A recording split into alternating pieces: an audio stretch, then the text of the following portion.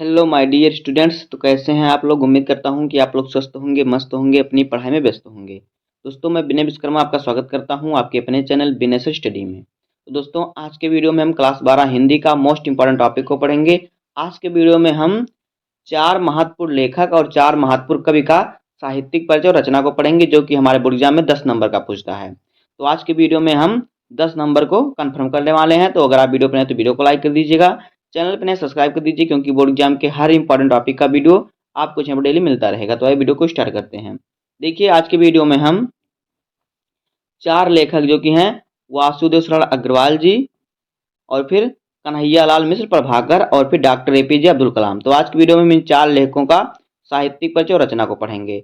और उसके बाद देखिए, और फिर 4 कवियों का साहित्यिक परिचय और रचना को पढ़ेंगे। तो कवि हमारे कौन कौन से यहाँ पे देखिए, भारतेंदु हरिश्चंद्र, और फिर मैथिली शरण गुप्त, और जयशंकर प्रसाद, और रामधारी सिंह दिनकर। तो इन 4 कवियों का भी हम साहित्यिक परिचय और रचनाओं को पढ़ेंगे।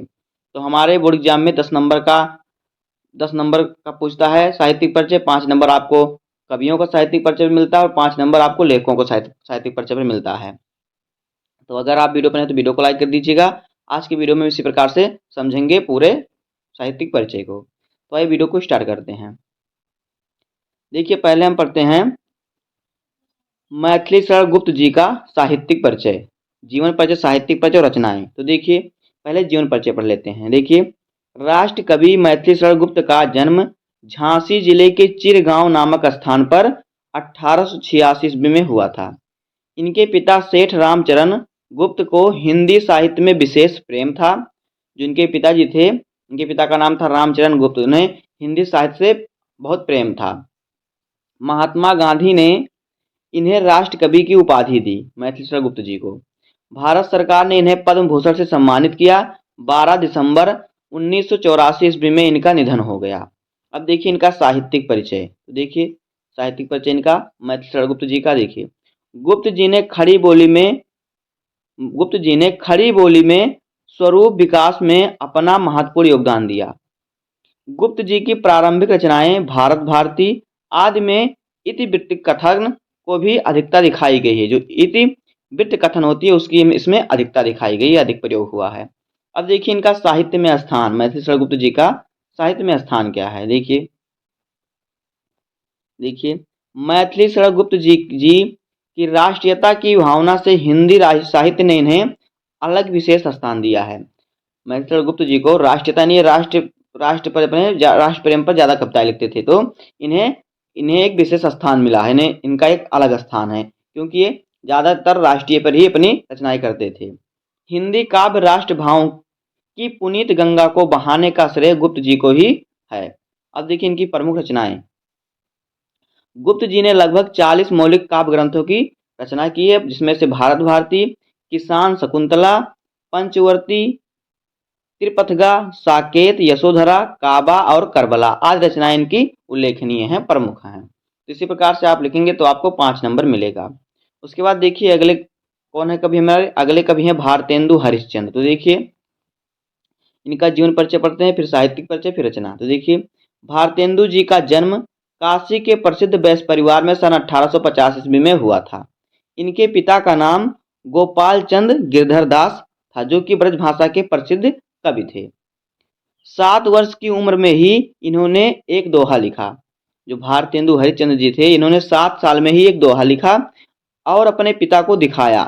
तो पिताजी ने महाकवि होने का आशीर्वाद दिया, और 35 वर्ष की अल्प आयु में भी सन 1885 ईस्वी में इनका देहावसान हो गया।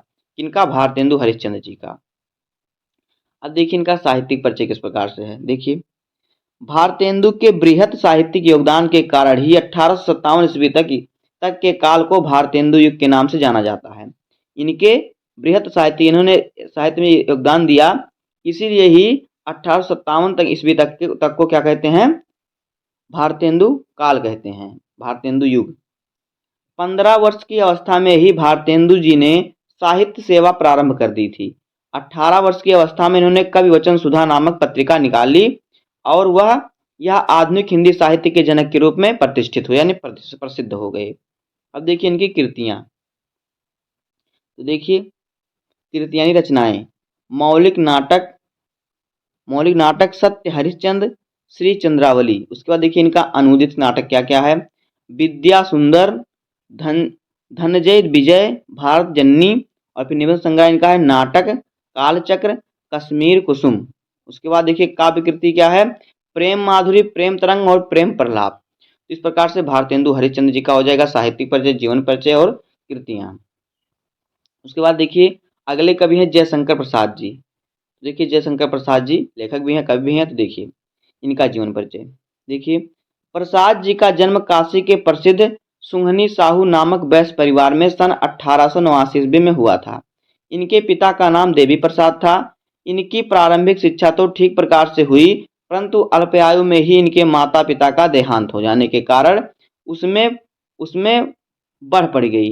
यानी इनकी जो है, इनके माता पिता का जो बाल्यकाल में ही, जब बचपन इनका था तभी इनके माता पिता की मृत्यु हो गई, तो इनके जीवन कष्टमय हो गया और व्यवसाय तथा परिवार का समस्त उत्तरदायित्व प्रसाद जी पर आ गई। परिवार की जिम्मेदारी होते हुए भी श्रेष्ठ साहित्य लिखकर प्रसाद जी ने अनेक अमूल्य रत्न हिंदी साहित्य को प्रदान किए तथा 48 वर्ष की अल्पायु में ही 1937 ईस्वी में इनका निधन हो गया। अब देखिए इनका साहित्यिक परिचय। तो देखिए जयशंकर प्रसाद जी का साहित्यिक परिचय देखिए। प्रसाद जी के काव्य में संदर्भ एवं प्रेम के साथ मानवतावादी दृष्टिकोण है। प्रसाद जी ने कुल 67 रचनाएं हिंदी साहित्य में एक युग की निर्माण की। प्रसाद जी की रचना चित्राधार, कामायनी और आंसू प्रसिद्ध काव्य हैं। अब देखिए इनकी कृतियां रचनाएं। तो देखिए प्रसाद जी एक श्रेष्ठ कवि, नाटककार, निबंधकार, आलोचक तथा इनकी मुख्य रचनाएं निम्नलिखित हैं। देखिए इस प्रकार से हैं। ये एक प्रसिद्ध कवि भी थे, नाटककार, निबंधकार और आलोचक भी थे। देखिए इनका उपन्यास क्या क्या है। कंकाल, तितली, इरावती। अब इनका काव्य देखिए क्या है, चित्राधार, लहर, झरना, प्रेम पथिक, आंसू, कामायनी आदि। इनकी काव्य कृति है चंद्रगुप्त, आजाद शत्रु, राजश्री और फिर विशाख आदि। इस प्रकार से हो जाएगा इनका जीवन परिचय, साहित्यिक परिचय और रचना। उसके बाद देखिए अगले कवि हैं रामधारी सिंह दिनकर। तो देखिए इनका जीवन परिचय कि रामधारी सिंह दिनकर का जन्म बिहार के मुंगेर जिले के सिमरिया नामक गांव में 1908 ईस्वी में हुआ था। इन्होंने पटना विश्वविद्यालय से पीए उत्तीर्ण किया। कितना इन्होंने बीए, यहाँ पे पीए है, बीए रहेगा, तो इन्होंने बीए उत्तीर्ण किया था। कुछ दिनों मुजफ्फरपुर कॉलेज में हिंदी विभाग के अध्यक्ष रहे। ज्ञानपीठ पुरस्कार था पद्म भूषण से भी इन्हें सम्मानित किया गया। सम्मानित होने के बाद इन्हें राष्ट्र कवि का दर्जा प्राप्त हुआ। हिंदी साहित्य का यह सूर्य 24 अप्रैल सन, यहाँ पे सन रहेगा, सन 1974 ईस्वी में सदा के लिए अस्त हो गया, इनकी मृत्यु हो गई। अब देखिए इनका साहित्यिक परिचय। देखिए अपने राष्ट्रीय भाव से लोगों की चेतना में नई ऊर्जा देने वाले राष्ट्रीय कवि दिनकर जी छायावादोत्तर काल के सर्वश्रेष्ठ कवि समझे जाते हैं। इन्होंने सौंदर्य प्रेम, राष्ट्र प्रेम, लोक कलयुग आदि अनेक विषयों पर काव्य की रचना की।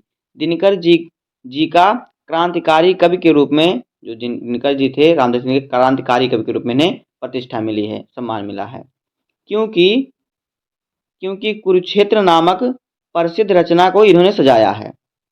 अब देखिए इनकी रचनाएं। देखिए रामधारी सिंह दिनकर जी ने अपने समर्थ लेखनी से गद्य और पद्य दोनों ही क्षेत्रों में सेवा की है। इनकी रचनाएं इस प्रकार से है। देखिए काव्य कृतियां क्या है इनकी। रेणुका, हुंकार, कुरुक्षेत्र, रश्मिरथ, नील कुसुम, उर्वशी, परशुराम की प्रतीक्षा आदि। अब देखिए इनकी गद्य कृतियां क्या क्या हैं। देखिए मिट्टी की ओर, अर्धनारीश्वर, संस्कृत के 4 अध्याय, काव्य की भूमिका, शुद्ध कविता की खोज और दिनकर की डायरी। इस प्रकार से आपको इनका साहित्यिक परिचय, जीवन परिचय और रचनाएं लिखना है, जिस पर आपको 5 नंबर मिलेगा। अब आगे देखिए। अब देखिए लेखक हमारे कौन है पहले नंबर के, वासुदेव शरण अग्रवाल जी। तो देखिए इनका साहित्यिक परिचय, जीवन परिचय पढ़ते हैं, फिर साहित्यिक परिचय, फिर रचना। तो देखिए जीवन परिचय। वासुदेव शरण अग्रवाल का जन्म सन 1904 ईस्वी में उत्तर प्रदेश के मेरठ जनपद में स्थित खेड़ा नामक ग्राम में एक प्रतिष्ठित वैश्य परिवार में हुआ था। यानी ये धन धान्य से इनका परिवार संपूर्ण था। सन 1929 ईस्वी में इन्होंने लखनऊ विश्वविद्यालय से एमए किया। इसके बाद मथुरा के पुरातत्व संग्रहालय के अध्यक्ष बने। इनके पिता का नाम था विष्णु अग्रवाल। ये हो जाएगा इनका जीवन परिचय। अब देखिए इनका साहित्यिक परिचय। तो देखिए वासुदेव श्रवण अग्रवाल इसलिए प्रसिद्ध हुए क्योंकि उन्होंने संस्कृति के बारे में कई पुराने हिंदी ग्रंथों का अध्ययन किया और उनकी व्याख्या की। उन्होंने संस्कृत, हिंदी और अवधी भाषाओं के कई प्राचीन ग्रंथ का लेखन भी किया। अग्रवाल जी ने अनेक ग्रंथों का अध्ययन भी किया है। अब आगे देखिए इनकी कृतियां क्या क्या रचनाएं। देखिए इन्होंने पद्मावत की संजीवनी की व्याख्या और बाणभट्ट की हर्षचरित का संस्कृत अध्ययन प्रस्तुत किया है। इनका देखिए निबंध संग्रह क्या क्या है। भारत भारती, कल्पलता, कल्पवृक्ष, पृथ्वीपुत्र, कला और संस्कृति। उसका इनका आलोचना देखिए क्या क्या है। पद्मावत की संजीवनी व्याख्या, हर्षचरित का संस्कृत अध्ययन। इस प्रकार से हो जाएगा इनका जीवन परिचय, साहित्यिक परिचय और रचनाएं। उसके बाद देखिए अगले कवि हैं और अगले लेखक हैं कन्हैयालाल मिश्र प्रभाकर। तो देखिए इनका जीवन परिचय। कन्हैयालाल मिश्र प्रभाकर का जन्म सन 1906 ईस्वी में सहारनपुर में एक साधारण ब्राह्मण परिवार में हुआ था। इनके पिता का नाम रामदत्त मिश्र था। इनकी प्रारंभिक शिक्षा ठीक से नहीं हो पाई। इन्होंने खुर्जा के एक संस्कृत पाठशाला में शिक्षा प्राप्त किए। राष्ट्रीय नेता आसफ अली का भाषण सुना था तथा प्रभावित होकर आंदोलन में कूद पड़े। कई बार जेल की यात्राएं भी की, कई बार ये जेल में भी गए। स्वतंत्रता के बाद पत्रकारिता में लग गए, यानी पत्र में लग गए। साहित्य की सेवा करते हुए सन 1995 में ये परलोक सिधार, यानी इनकी मृत्यु हो गई। अब देखिए इनका साहित्यिक परिचय। देखिए प्रभाकर जी रिपोर्टाज लेखक, निबंध लेखक एवं संस्मरण लेखक में सिद्ध हस्त थे, यानी आगे थे। प्रभाकर जी प्रकार नया जीवन एवं विकास नामक दो प्रसिद्ध समाचार पत्रों का संपादन किया। प्रभाकर जी ने कुल 9 ग्रंथ को प्रकाशित हैं। इनकी जो है 9 ग्रंथें प्रकाशित हैं। देखिए कौन कौन सा ग्रंथ है इनका। इनकी कृतियां देखिए, रचनाएं क्या क्या है। देखिए रेखाचित्र क्या क्या इनका है। नई पीढ़ी के विचार, उसके बाद है जिंदगी मुस्काई। इनका देखिए लघु कथा क्या क्या है। आकाश के तारे और धरती के फूल। इनका संस्मरण है दीप जले शंख बजे। अब देखिए अगले लेखक हैं आचार्य हजारी प्रसाद द्विवेदी। तो देखिए इनका जीवन परिचय।